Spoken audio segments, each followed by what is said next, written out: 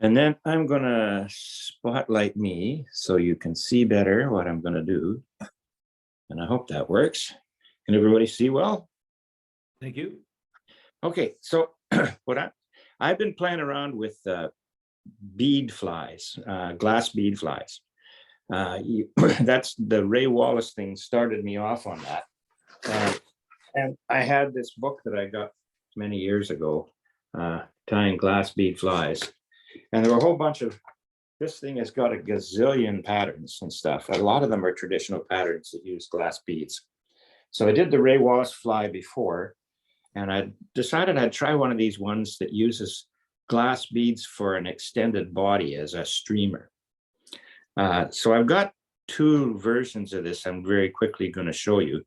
And then Florin will take over. So what we have is a glass beads, and here's my little storage thing. You can get them in all sorts of colors. There's basically three, well, there's a bunch of sizes, but the ones of interest for those that are going to tie flies, there's the there's basically 8 size 8/0 and size 6/0. 5/0s are a little big hole. They tend to slip over the eye of the fly. So 6/0s and 8/0s are the ones that you want to use. There's a and so they're different sizes. You can get them with the silver lining, or you can get them opaque. So I've got a mixture here. So the first pattern I'm going to show you is this guy here, and it's basically just a streamer with an extended body of glass bead flies, or glass beads, and the glass beads are strung on a piece of monofilament. Now, I played around with a couple of different tests of monofilament. I used some Maxima at 20 pound. That I found a little on the stiff side. So I started using just standard 10 pound, and that seems to work better. Now, to get the tail on this thing, and here's what we're going to do it in 2 bits. This is what the extended body looks like. It's got a little bit of a tuft on the tail, and that's partly to make it look like the tail of a minnow, but it also keeps the beads from coming off the far end. And then it's a piece of mono with these beads lined on it. To make that, and I'm not going to do this for you, I'm going to, because it's a little tedious to do, but you'll see I've got a kind of a figure 8 loop thing. And the way I make this is I make a simple loop in the mono, where the standing line goes over top and the line you're tying the loop in goes underneath. Grab it at that crossover point with a pair of hackle pliers, bring the loop over top, and then do 3 wraps through that little loop there. And then what you do, when I get to that stage, I hold the tag end and I snug this loop right down almost completely, like so. And that leaves me a loop here that I'm going to put that tail material in. For this particular one, I'm using gel core Fritz. And I'll just take and the reason I like this stuff is because when you snip a piece off like that, the gel core doesn't let go of all the fibers, so that it doesn't shred apart. With some of the standard chenilles, the fibers will come apart. So you have to kind of glue them in, glue the end of the string on the gel core so that it doesn't come undone. So I put the little piece in here, and I've just fold it over the loop. Take my pliers off and snug this thing down. Nice and snug. So there it is. It's tucked on the end, and I'm going to trim off the little tag. And then at this point, that's a pretty chunky piece of tail. So what I do with this is I just cut it down to a manageable size. Now, if you do this with regular chenille, at this point you need to keep the chenille from unraveling on you and leaving nothing but a little piece of cord. So to stop that from happening with the regular chenille, I use a little dab of super glue on the ends and just pat it down with a piece of cloth, and that seals it up so the material doesn't come off the core. Now, super glue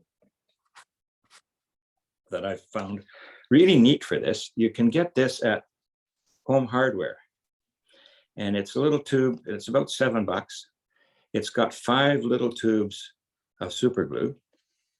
This is what they look like. And each tube is you get an end and the tube. When you screw the end on it, it punctures the tube. But the super glue doesn't seem to stick to this plastic that they got. And it doesn't get stuck, like you don't screw the cap on and have it never come off again. So I've used this one for like 6 flies and I still got a bunch left. So this is really handy because it's really convenient to actually get the super glue where you want it. So I would super glue the ends of that. Now to get the beads on, and I can't show you this because it's my camera is not in the proper direction. But what I'd normally do is just trim it, the mono about a little longer than what I want for the tail. And I lay my beads, and these ones are the 8mm or 8/0. They're the skinny, small ones. I lay them down on a little piece of cloth and use the end of this mono, just poke it in the eye. And I'll do that here. Got to be able to see. I just poke it in the hole on the bead, and then while it's sitting on the material here, and I'll do that for a couple, and then slide it back, and you end up with the beads on the mono. And I put, for these tails, I put like 15 of them on for the length I want. And I'll pre-prep that, and then I'll just tie in. Once I've got enough beads on, I'll tie a little overhand knot. And that keeps the beads on the string. Sorry, Dave, just to clarify, are you putting super glue on the line and then putting the bead onto it at the end? No, it's this little bit here that I just tied that loop on. Oh, okay. So you just so because the core of standard chenille will tend to fray off, and then all the fibers are gone. To keep that from happening, I'll put a dab of super glue right on the end of that thing there, and then just pat it with a piece of cloth, and that does the trick. Okay, so the beads you're just stringing on loosely. They're not. I'm just stringing on loose. Oh, and when I get them on, and I'll do a bunch of tails. I did a bunch of tails like this. And just to keep the beads from coming off the open end, I tie a little overhand knot. So you can see I've got several of these ready to go. Okay, so for this first one, it's basically just a bucktail fly that's got the extended body and a few beads on the body, and then tying on some bucktail to make the body. So I've now taken a hook, take the barb off. This is a Mustad 9673, I think it is, 9672. It's a 3X long. It's a nice long. And what I put on here is I put a red glass bead on for this particular pattern. And I put some of these metallic finished beads on. And I leave enough that from the bend to where the end of the beads are, I've got enough room left up here to tie my bucktail on. So put that in the vise. Now, when you tie the tail on, so here's the preparatory tail I'm going to use. Yeah, let's do that one. Let's do this one. I'll use one of these blue ones because it's sort of in the same color as these guys. So this one I've used regular chenille, and I've had to make sure that it doesn't unravel on me. So when I get that done, I need to attach the tail onto the hook. So the beads go on first. I'm ready to go. And I'll take my black thread and start right behind, right at the bend. And I'm only going to make a small, from where the barb was before, I'm going to make a small wrap there. And that's where I'm going to put the mono when I tie it down.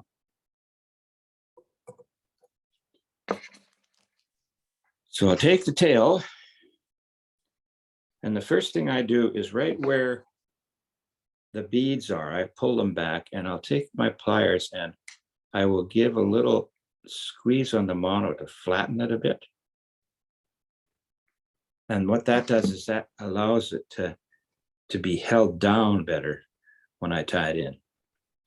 So, and I try to make this fairly short. I don't want it I want to keep the beads fairly close to the hook bend.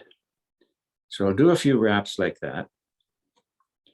And then lift this tail up and wrap a couple of wraps underneath. And that just keeps the tail from sagging too much. At this point, I'll get my scissors and I will trim that mono short. And to keep the mono from pulling out, I will get my little super glue and I will dab it on there.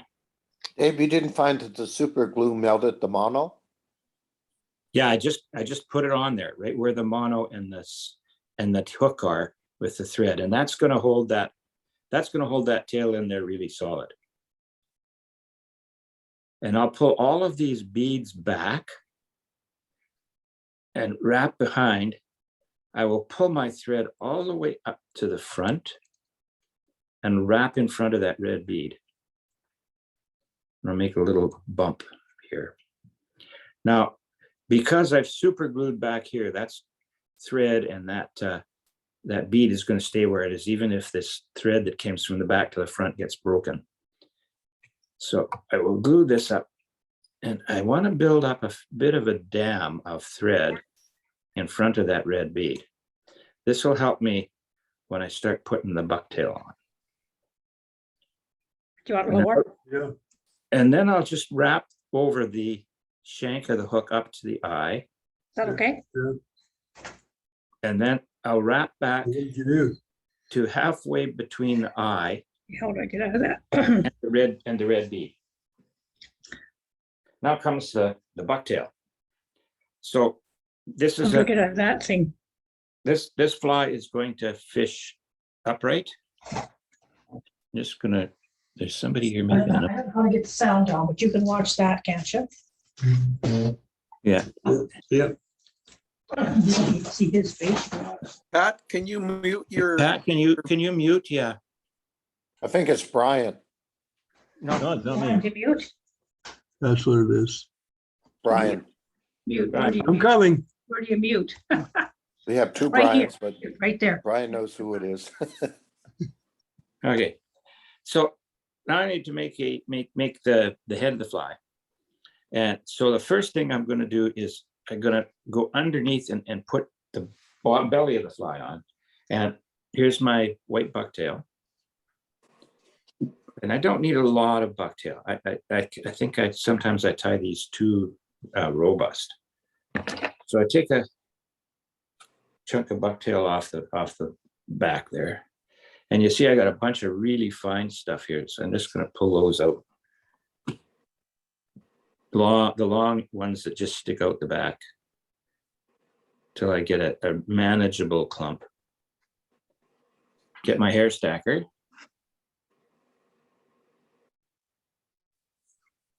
And put them in there, which you can't see, unfortunately. And there you go. And then I'll just whack the daylights out of it until I get the ends more or less even. You can see there, not too bad. Now I'll measure this right back to the tail, put my fingers where the bead is.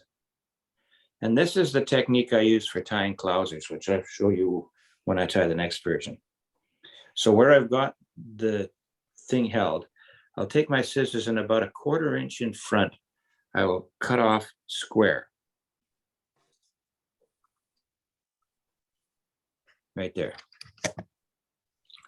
One of the things I did discover is that for these things that Bucktail tends to pull out if you don't glue it down. So I'm going to get, now with Clousers, it's not an issue, but with these ones, it seems to be. So I'm just going to use my little super glue thing and put some glue on the ends so that when I tie it down, it's going to stay. So I will set this at an angle about 45 degrees with the front end of that bunch right behind the eye and wrap in the middle of it like that. See how it pulls it right down onto the shank of the hook without it flaring too much and without covering up the eye of the hook. Now, because I've got some super glue on there, I'm not going to have to do that for the next one as much. Make sure that the white bucktail is kind of centered on the shank. And then for the, I like these white and chartreuse combinations. So I have a chartreuse. You can mix and match your color of bucktails. I'll do the same thing with the chartreuse. And again, I don't need a whole lot. This is more to give like a lateral line kind of thing. And I'll cut a piece of those off. Now these ones are fairly even at the end, so I'll take the couple of really long ones out. And I probably don't need to stack those. I will measure them the same as I did before.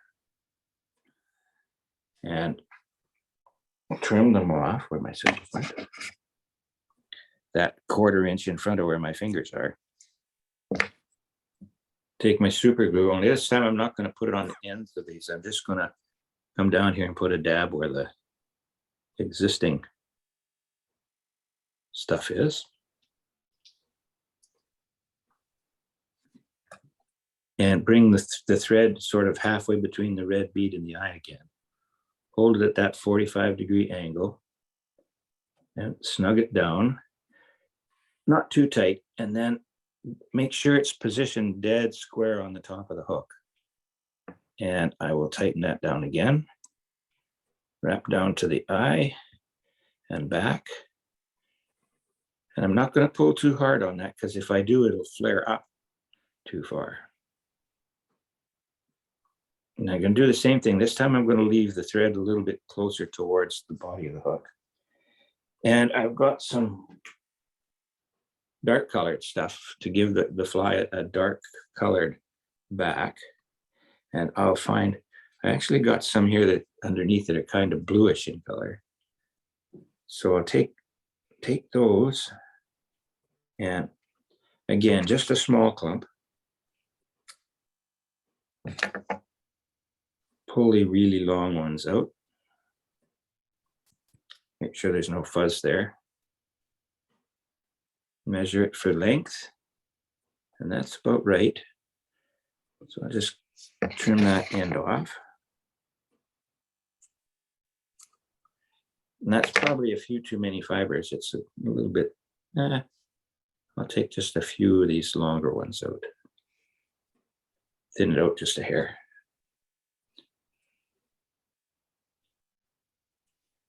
So you said you're going to thin out the hair, just the hair? I just pulled a few bits out just to make the patch a little bit skinnier. So it's He missed that, Mohammed. Yeah, I know. yeah, it's hard to see. Yeah, all I did is just pulled a few extra strands off of that clump so that it doesn't be too bulky. And again, I will get my super glue in here and dab the super glue right where the thread is. And that's the beauty thing is I'm not pissing around. I can hold with these super glues, I can hold it in my left hand and unscrew it and then screw it back on and dab without having to manipulate things too much. Once again, this is going to go down about there, and a nice wrap. Now, I did leave that a little too long. So before I cinch it completely down, I'm going to clear the eye by getting my scissors in here and trimming them off, trimming the butts off. I want to keep the eye open. There we go.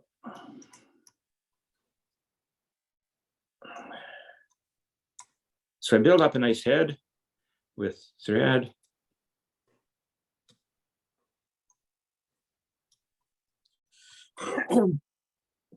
And a nice tapered head. So this is the same technique that I use for tying Clousers, in effect, which we'll show you again in the next one.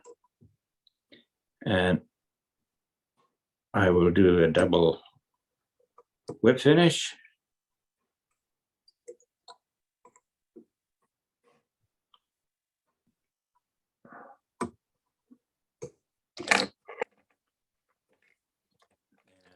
Trim the stuff off.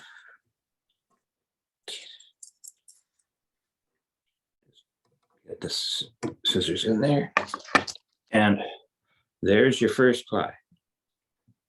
So that's, now by the time I move the bucktail around a bit, it's gonna, there we go. So there we go. There's your first fly with a white belly and a bit of a green body, and so there's a streamer for you with a bead body and an extended tail. Very nice, Dave. Very creative. Well, Now the next done. one is a little trickier because I'm going to tie it just like a Clouser with some dumbbell eyes. So I've already pre-made the tail, and this is all going to be the same color of bead. These ones are the 8/0, and these are the 6/0, and they're mirror core. And I'm going to put a pair of dumbbell eyes on. So first thing I do with this is I'll push the beads all the way to the back. And I'll lay down a small base of thread right from where the eye of the hook is. And I'll run it back, just the thread, back to about a third of the hook back.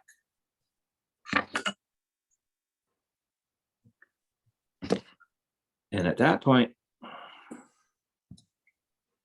I need to leave enough space in here to tie that triple bucktail wing again in front of the eye, the dumbbell eye. So what I'm going to do is I'm wrapping here a little bump of thread. You can see there, it's a nice little bump there. And this is the trick with tying dumbbell eyes onto the hook. I have a lime green pair of eyes. I hold it at a 45-degree angle in behind the bump and push it up so that the center of the dumbbell eyes comes up against the bump. And I'll wrap a couple of wraps from the back to the front over the eyes. Then I'll twist them square to the shank and wrap them front to the back. Now, what happens when you do this? The bump that's in right underneath those eyes is going to keep the eyes from spinning around the hook. And so that little bump is the key to making sure the eyes don't twist around the hook shank. So when I got that done, I'll come back up the front and I'll just quickly get rid of that. Come back and deal with that guy later.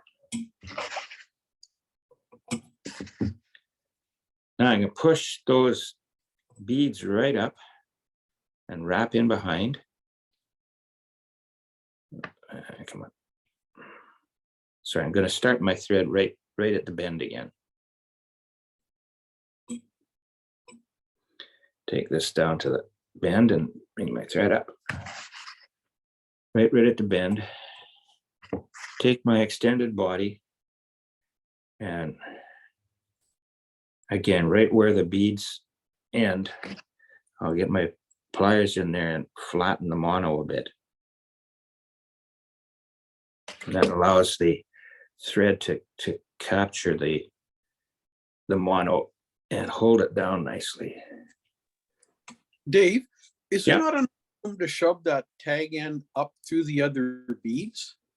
If you get it, you can get it there. But if the mono, once you get the mono on the hook shank, the beads won't slide over it anymore. It's too much big a diameter. Oh, okay. So I'm just gonna get that tied down. And I want to keep this nice and tight towards the beads. And once again, I'll lift that tail up and wrap behind a couple of times. And wrap in front. And again, what that does is that keeps the tail from sagging. Get in here and trim that right tight. And at this point, I can bring that bead back and you'll see it will just barely go over. With those metallic beads, the hole's a little skinnier and it won't do this. But with these silver line beads, the hole's a little bit bigger. With 10-pound mono, you could probably put that bead right smack back up against the tail beads. It'll slip over the mono a bit.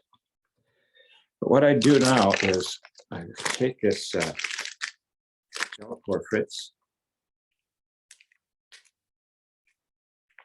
expose the center core, and I'll tie that on there, right tight there. Pull the bead back. This is what I did with the Ray Wallace fly. And wrap in front of the next bead. Next bead back, wrap in front of it. Next bead back, wrap in front of it. And I've done the experiment to know that 4 beads on this length of hook shank works really good. And then wrap in front of that guy. There's my eyes. Now I'm going to leave the thread right there. Then I will wrap a thread around between the bead that's on the body of the fly, on the hook shank, and then I'll get it underneath, bring it up and in between the next bead. 1, 2, just 1 through, good wrap, and then up and through the next. Okay, dang, what did I do here?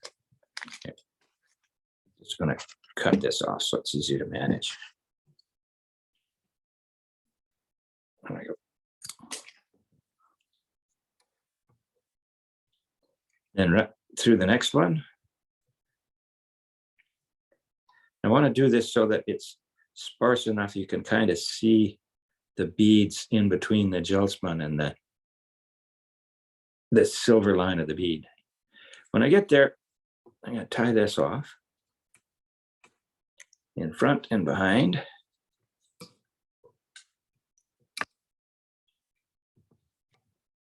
Trim the gel spun Fritz up. Now you can see that I have a little bit of fuzzy body, but you can see the actual shiny bead through all of that fuzzy body.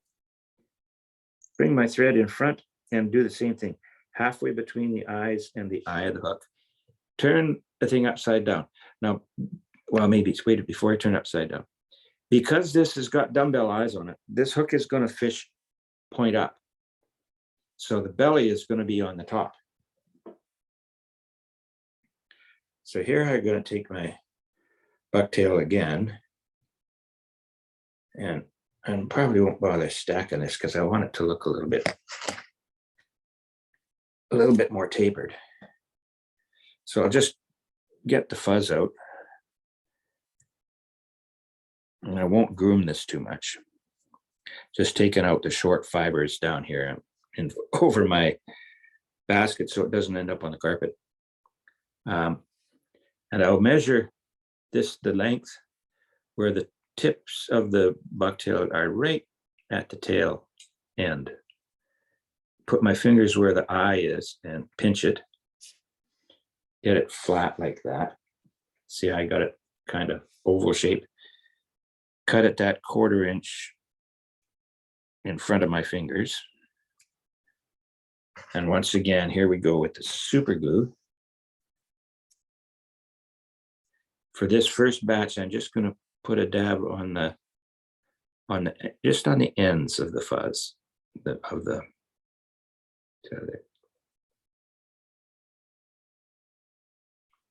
little dab there.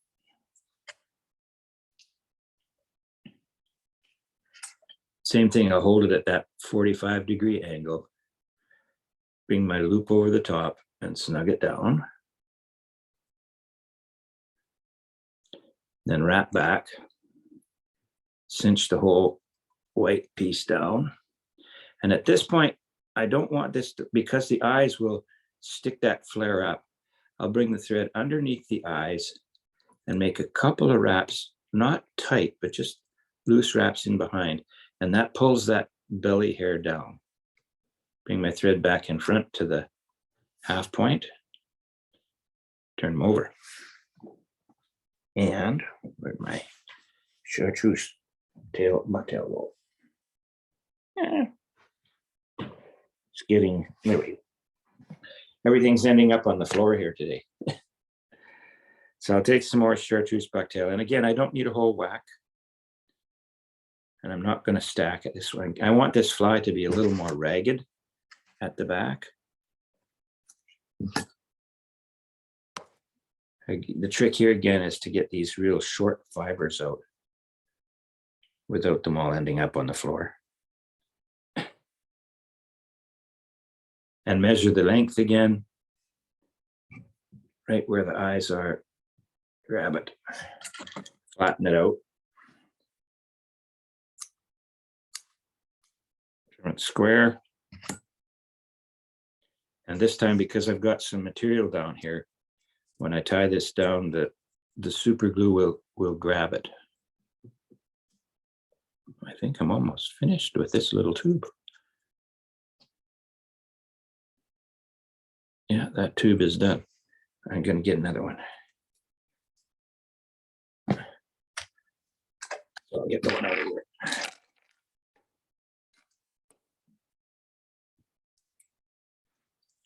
Fresh one. So I've gotten a fair number of flies out of that one tube of super glue.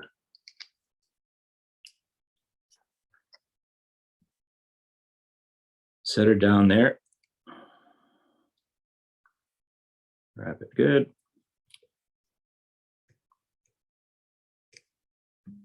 I want to make sure these are square over the eyes so that when the green is cinched down with the black over top, that they're going to be evenly spaced on either side of the shank of the hook. And the dark colored stuff, which won't, right here. Again, I like this dark color. This one's sort of brownish, so we'll see if we can get a, those are short. Yeah. Get a little of those, clump of those, and this is just to give it that color contrast. Figure out that clump is a bit big. Again, hold the tips and get all the short fibers out.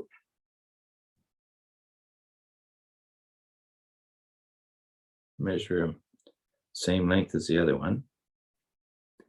Grab right where the eyes are. And again, as I pointed out, what I want to do is pinch these so that they're not a round, they're kind of an oval. It makes it a lot easier to tie that front down with the fibers distributed in sort of a pointy nose. If you don't do the flattening part, that doesn't happen. You need to get it square too.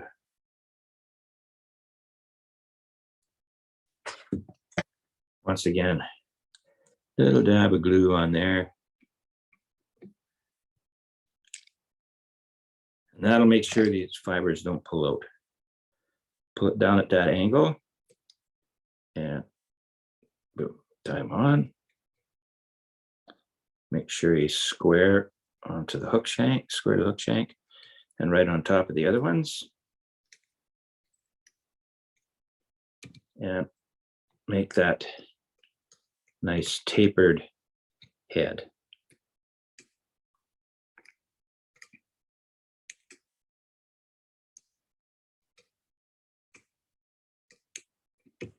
Because there's some super glue in there, I don't need to glue up the thing afterwards. It's all pretty solid. So I'll do my double whip finish. Come on. Got fumbleitis this morning. There we go. 1, 2, 3, 4.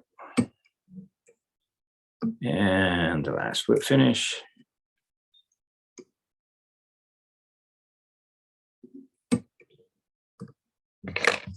Come off thread. There we go. And that will fish that way. It'll fish inverted. So when I take it out, I just pull the shank of the hook down so that the hair is evenly divided on either side of the hook. And that's him.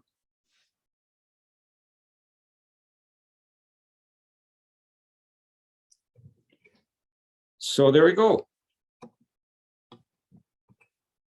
Florin, you're up. That was nice, Dave. Yeah, I've had Pretty a lot cool. of fun.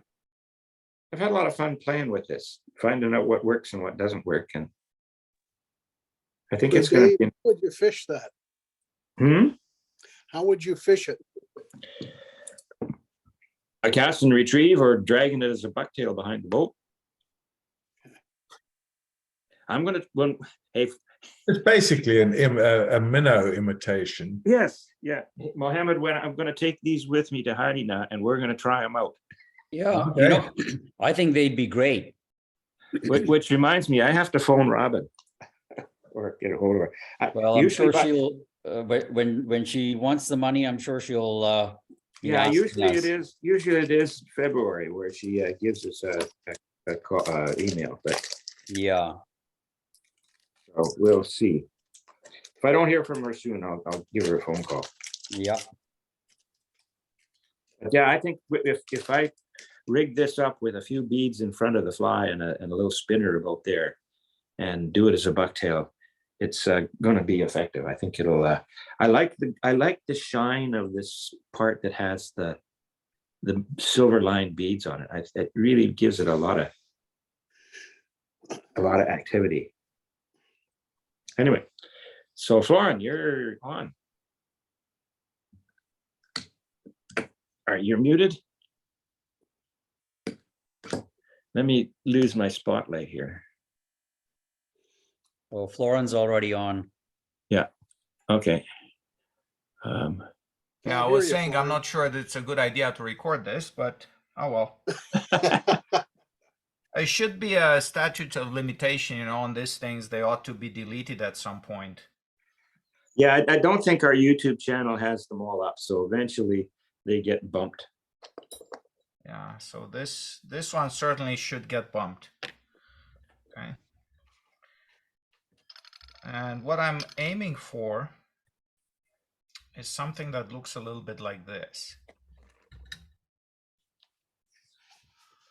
And this is Haig Brown pattern, going back to the 30s or the 40s. And I found it, I have Art Lindgren's book on BC fly patterns, and it's apparently in the Western Fly Fisherman somewhere, but I don't have that book, so I can't speak to that. Anyway, the ingredients are hook between size 2/0 down to size 8, orange tag, gold tinsel body, polar bear orange underwing, then a yellow hackle throat, then the main wing is 2 golden pheasant tippet feathers, and the tail and the topping are golden pheasant crest feathers. Question, Florin. Yes. The type of hook used, up eye or straight eye, would you normally use? Okay, I've never fished these flies, so I think the traditional thing was to use this up hook, fancy looking hooks. That's a wall fly, Florin. I'm sorry? That's a fly for catching wall fish. You put it on your wall. No, it's not that well tied. I can show you lots of mistakes in that fly. No, but they're This usually is up. also not exactly an ideal hook. You can see here that the wire that's bent back has got no taper to it, and that creates a little bit of a bump at the head of the fly. So this Yeah, is a that looks relatively like a salmon inexpensive hook, Dogan wouldn't it? hook. Yeah, it's a standard salmon hook. Yeah. Yeah. The really fancy hooks, they would have no eye. There would be tapered shanks to the tip, and then you would tie in a loop yourself, which was traditionally gut, but this day and age you can do it out of some kind of you can tweak it out of monofilament.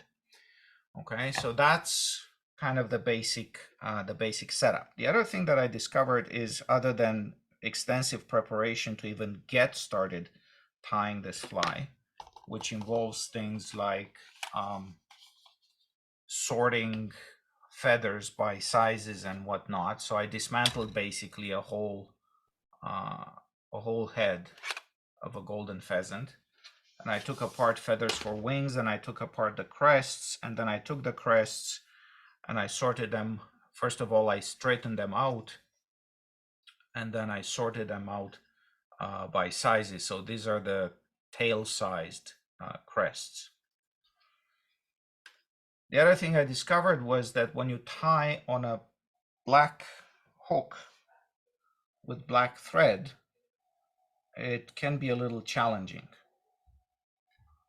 And I saw in the pictures, nobody tells you this, but I saw in all the pictures in the books that I have, the illustrations had white thread until the point where they finally got to tying in the head of the fly. And then I thought, well, white thread on a black hook, it's actually going to give you some contrast and will allow you to see better what you're doing. And so I'm going to build most of the fly using 8/0 white thread. And here I'm going to start measuring things. So when I reach the point of the hook, that's roughly where I want to tie in the tail. And so my tag is going to go from the point corresponding to right above the point of the hook to where the barb was before I crushed it. So this is the point at which I'm going to attach a little piece of floss. I'm not going to use anything fancy like silk here. I'm just going to use some rayon floss.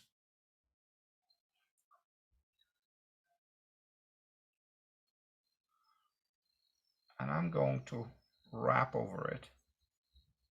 You can double wrap the floss. Okay, let's do a double wrap.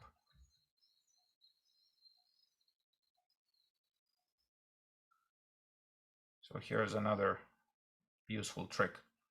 One of the things you want to avoid when you have so many materials, now this one is not too bad, it doesn't have that many materials. But sometimes when you have lots of materials, you want to avoid all that extra bulk. So do 3, 4, 5 wraps forward, and then start wrapping your tag floss to the back, like this. And try to keep that strand from opening up. So just keep it flat on the hook. And now reverse direction and start wrapping forward. Back to where you started. Okay, at which point you go 1, 2, 3, 4. Everything is held together because you wrapped over it. Then you can do another wrap there to cover up.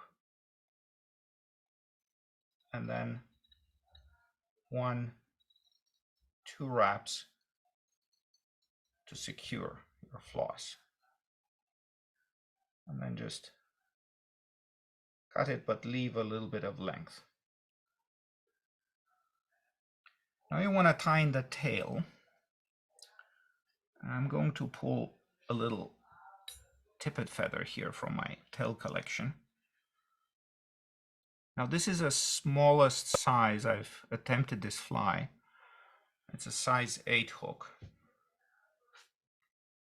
So I'm going to grab a relatively small tail.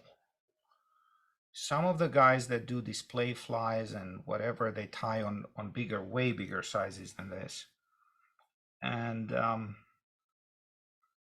what they say is take actually a big crest feather and just use the tip end of it because it's fuller and fancier looking and whatever.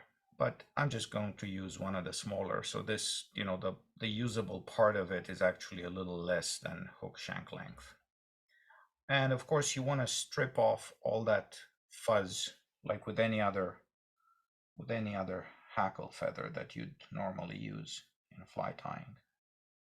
So get rid of that fuzz.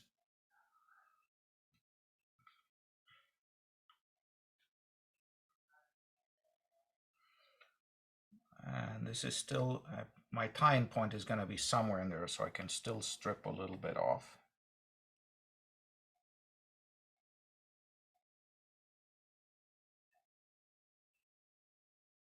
Okay.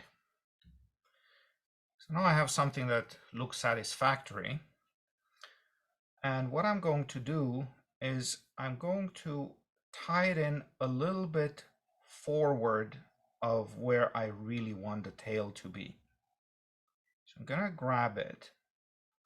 And I'm going to do a couple of not very tight wraps so I can still do a little bit of manipulation. Okay, so I'm going to look at this carefully. I'm just going to pull forward and bring it to a point where I find the length to be what I'm aiming for. So that's about right for this size of hook. Maybe a little bit longer can work. And then the other thing you want to ensure is that everything is nice and symmetric on top of the hook.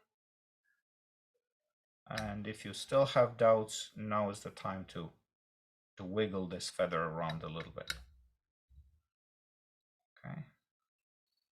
And as you can see, I did leave a little bit of a gap there, which I didn't want. So I'm going to tie back here.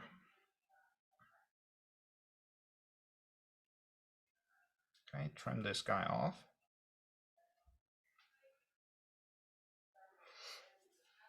And now it's time to attach the tinsel. In the traditional flies, this is a simplified version of fancy Atlantic salmon flies.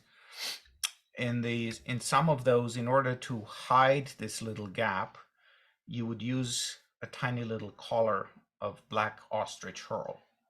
That would be the purpose of that thing.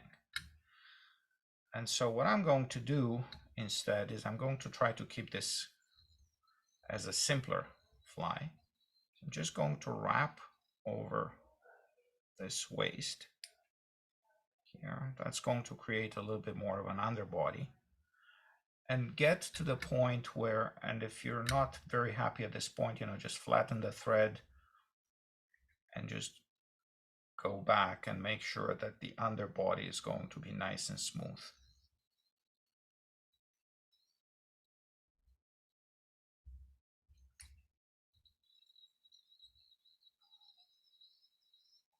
This is going to help the tinsel lay down flat. And here, because I have this wire bent back, I'm just going to stop right behind it, as you can see. And I'm going to attach, I have some mylar tinsel, and size 12 is about the widest I can use on a hook this size.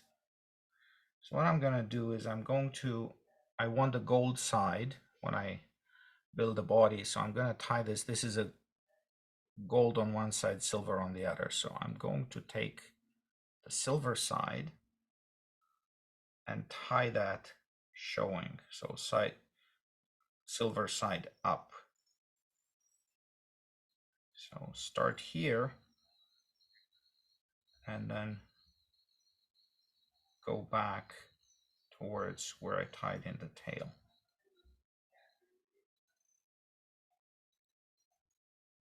Okay. Now I want this to stick here to my vise. So I'm going to use my little magnet. Okay, now I need to see what I'm doing. And I need to go a few more turns. Okay, right up to the point where I tied in the tail.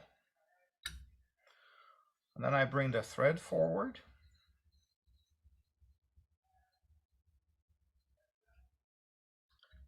And start wrapping the body. There goes the tinsel. Now this time I'm not going to use the rotary feature. I'm just going to wrap around.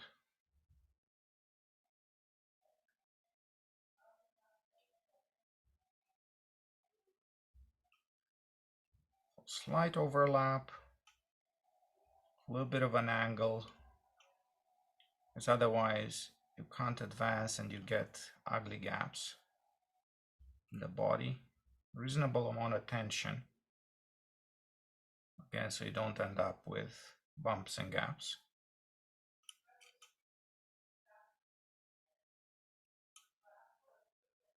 And then come up here to the front and secure this. I'm securing it now on the double wire portion where I'm going to do the rest of the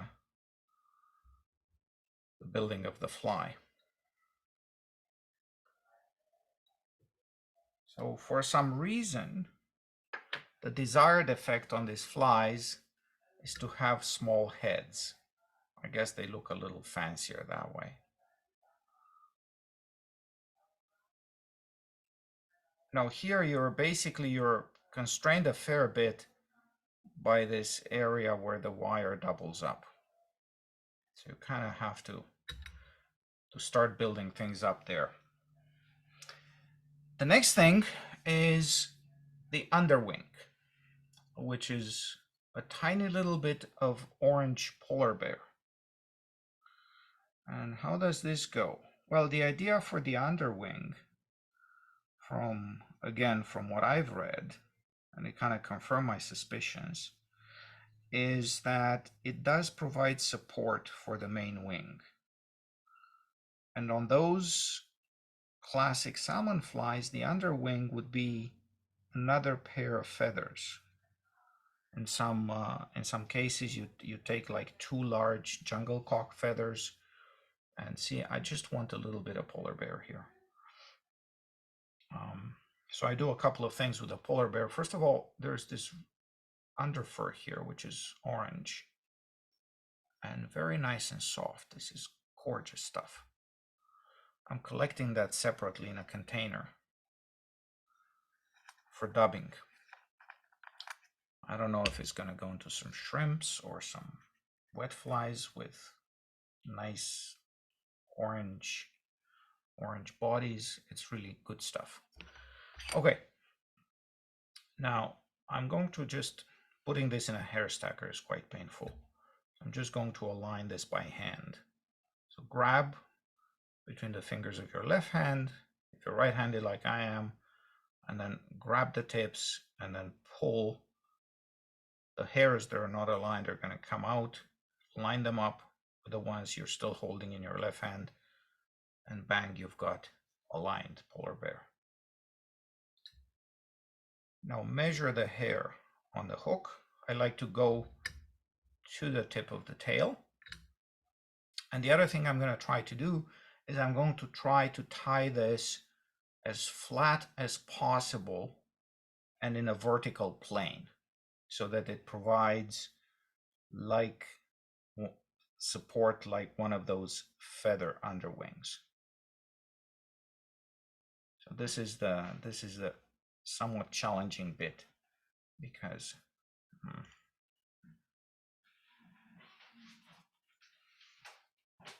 okay, polar bear is not exactly the easiest material to work with, but grab good hold of it while you wrap the thread. And there is the underwing. Okay, this one moved on me for some reason.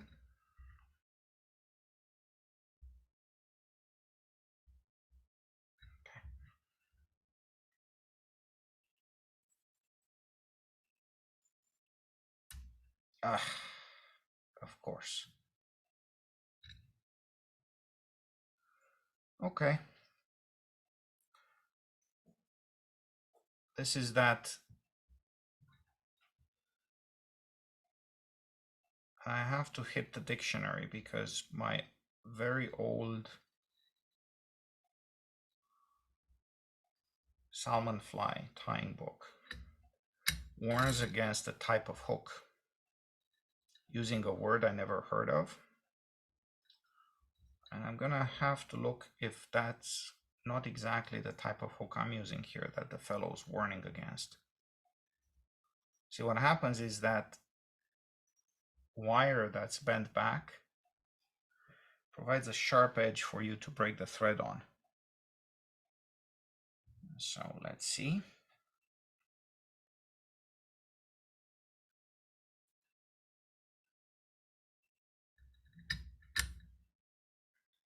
Back to the drawing board.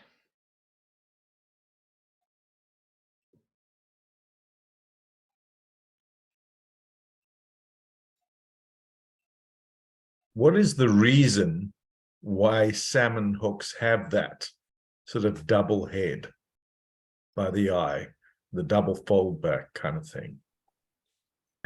I think it's tradition as much as anything, Tony. Maybe with some of the early salmon hooks that they were forming, the wire is too thick to make a regular eye. Yeah, it's also not soldered. It's an easier to make hook. Yeah. And If you other look at thing, the of old course, English is that traditions, the really traditional hooks would not have an eye on it, period. Yeah. You would just have a tapered shank, and the first step in tying a fly would have been to attach a gut loop to the head, which in some cases would run the full length of the shank in order to be more solidly attached, right? Because you imagine you've got basically a loop and the shank that are otherwise completely separate, and so that could potentially come apart. Right. Yeah, And they also have a distinct shape, salmon hooks. Yeah, I think that's a lot to do with tradition. Yeah. Yeah. I think with lots of those originally salmon hooks, the wire they were using was too brittle. It was not ductile enough to make sharp bends like that, and so a closed eye, a typical eye, wouldn't be formable. So they just did a quickie little thing around a pin, and then. Well, it's maybe a sort of version of sort of similar to a sea wash type of eye, where it's not fully closed. Yeah, and also probably the manufacturing process way back the original hooks with no eyes were easier to make because they couldn't design an eye in the manufacturing process very easily. So that's something that's progressed with time and technology. Right. Now, we had a guy in the Northern Lights fly tyers who tied the really fancy salmon flies, and he made his own hooks. Yeah, it's That possible. was And tactic. I read up on that. Essentially, what you do is you buy some of these commercial made hooks. You cut off their eyes, and then you go on and do a bit of homebrew metallurgy. And it doesn't seem to be something that, you know, the average guy couldn't attempt. Anyway, so the last thing I'm gonna do, because it's already 12 o'clock, is I'm going to put in the throat hackle. And for this I have a yellow, and it's a little bit too bright for my taste. I'm going to look for they're usually, when you buy yellow, you see listed 2 different shades. This is the only color I found at the local fly shop, and it's just called salmon fly hen neck bright yellow. And I think you want the not so bright yellow. It's just this, it's a very nice yellow. It really is very bright, but it kind of detracts a little bit from the other parts of the fly. So what I'm doing is I'm clearing off some fibers, pulling them back at the tip, and then I'm going to cut across the tip like so, and then cut the fibers parallel to the stem here. And it's, I don't know if I can do it on camera here, a little bit like this, to create a little structure there that would secure the attachment of the feather. Okay, then you take this and you attach it tip forward, and with the fibers that you pulled back pointing back.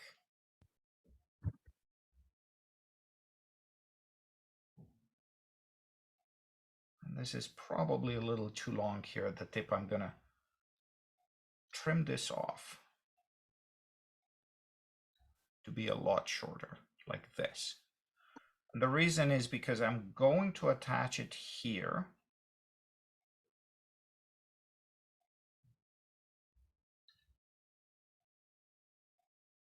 And I want to ensure that I don't need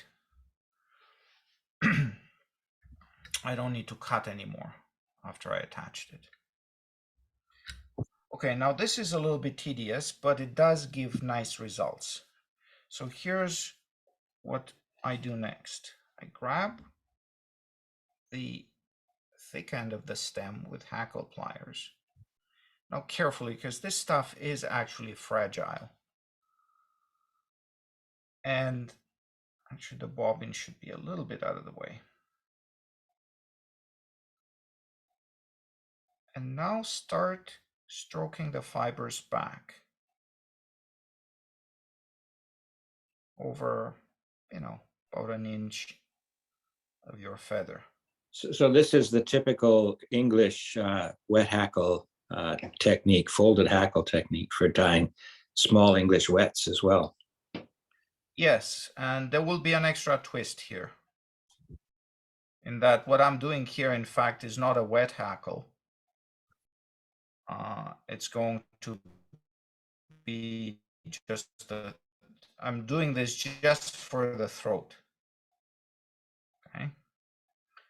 And don't despair. It's a question of patience. Just keep stroking those fibers back, you know, get your fingers a little bit moist. Whoops. And like I said, don't pull too hard. Okay.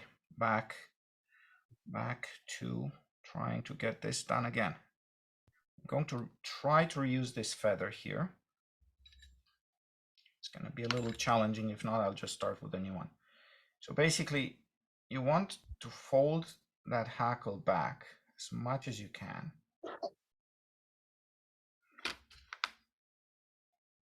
And now, because I've already created quite a bit of bulk, I'm going to go back. Normally on a trout fly, I wouldn't be this fussy, but here I feel that I have to, because otherwise it just, everything else that comes next is going to look very, very ugly. And you don't want that. Okay, so back to where we were. Hopefully we get this done.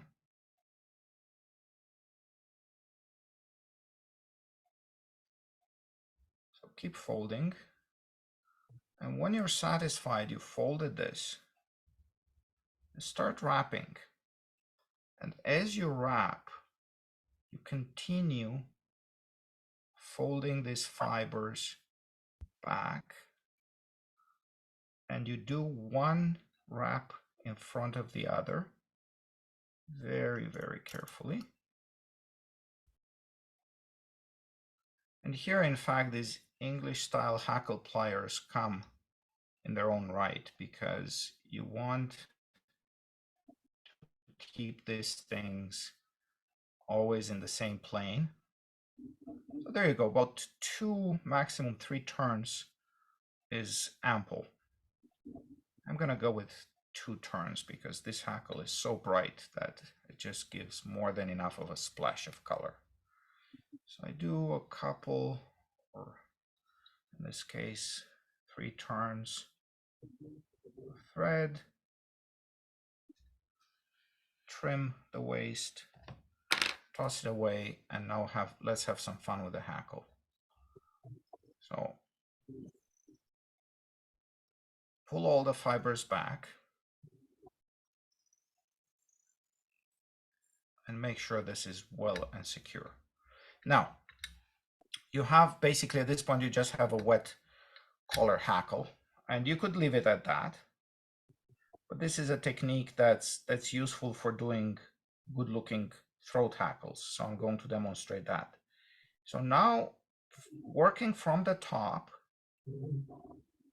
basically pull on the fibers gently, and it's quite amazing that this hen is quite pliable and will allow you, again, if you keep pushing and pulling, will allow you, once you've divided the 2 bundles, I mean the fibers on top, you've divided them essentially in 2, and you keep stroking down, you get your throat hackle.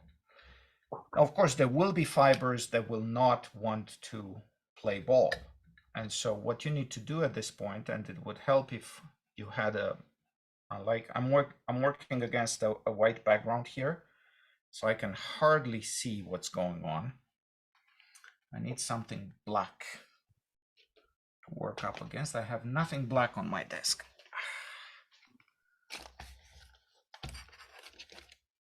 Okay, so what I was saying is anything that's not cooperating is going to be plucked. You bring out your tweezers and you just pluck anything that's not to your liking, right? Because what happens is once you tine the wing, any fibers that go above the hook shank are going to interfere with your wing. They're not going to look pretty. Right, for fishing, it doesn't really matter. But anyway, this is how the throats are done typically on these flies. Just pull down. On my side here, it's looking pretty good. I still think I have a few fibers on the far side that may need a little bit of attention. Anyway, so I'm going to grab my fibers here, sweep them back, and just do a couple of thread turns.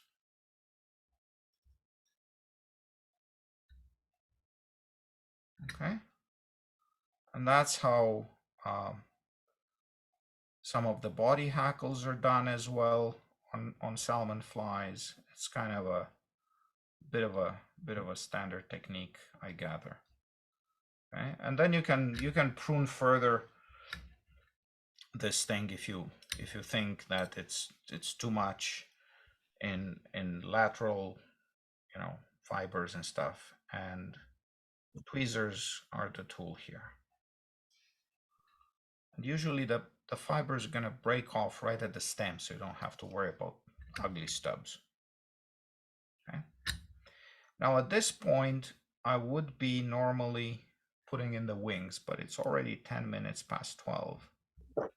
And that's an entirely new story. So I'm going to call this a day for now.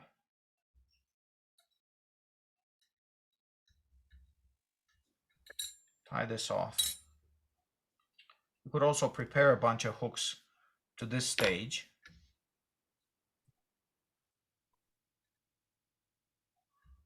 And then put on the wings and the topping.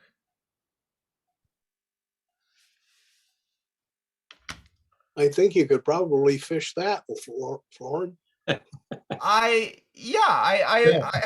totally agree. I would probably put Good point. an overwing, right? I wouldn't just leave that bare. I would put something a little darker for contrast, maybe. Are you gonna continue next week then? I think so. Do you want to Yeah, I'd see the like rest that. of it?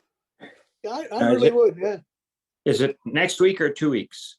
I think Sorry, in 2 weeks. Yeah. Yeah, Okay. we have in-person tying, I think, with John's place next week. Let me just double check my calendar.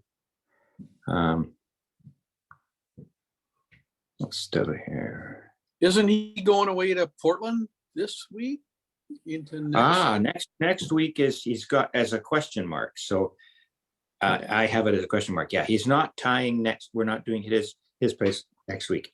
So we could do a session next week if everybody's interested, because we're I'm not in. going to in I'm person. in. Yeah. Okay. Well, I'm let's in. do that. I'll post that. I'll figure out something that I can do that's short and actually maybe I could maybe do one of those traditional English wets that uses that same folded hackle technique. Either that, or I can, better yet, why don't I do a carry special? Because the carry special uses that folded hackle technique to do the hackle on a carry special with a pheasant rump. Yeah. And I just So, did that. I just did that let's- for Haig Brown. So Okay, so let's do this. Let's do it like this then. I'll start by finishing this one off. Yep. Because this is already kind of midway there. Yep. And I'll just keep this. I'll keep this hook here. Yep.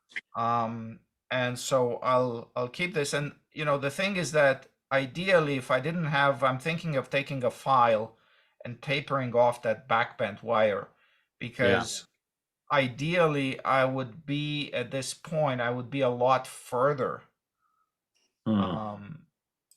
closer to the head. So essentially what I'm saying here is this could be, another 1/8 of an inch further forward. yeah. Because the feather wings and the topping take virtually no room on the hook. And there's plenty of room. There's a ton of room here. You can basically, you can build the entire fly, the wing and the throat and everything. You can build it up. You can build it up there. And I was trying, the reason I'm so far back is I was trying to hide that ugly bump where the wire doubles up. And I can see where tying on the traditional eyeless hooks where you put a loop on it yourself, gets rid of this problem and makes for a lot easier job in building things in the right places. Yeah. Good. So we'll do a Zoom next week, and I'll do a traditional carry special, the early one that uses twisted bear hair for the body. I'll have to scrounge my black bear hair. Well, then, if you're gonna do that, Dave, do a blue carry with the blue rump feathers. Well, yeah, I've got some that are not quite full, but close. Yeah. Yeah, they're The yeah. blue phase. If you high grade your Yeah. feathers a little bit, you'll find some. Hey, I gotta share this. This guy visited our feeder yesterday and today. Oh, nice. Ah, gorgeous. It's called a varied thrush. And I first mistook him for a towhee because we do get towhees around here. So Oh no, all the songbirds, that is a thrush big time. Yeah. That's all the songbirds have been around. We've had a huge herd of juncos, some bush tits. We had a Dave, had a can hummingbird. you We had- turn off the recording? we had a what do you call him?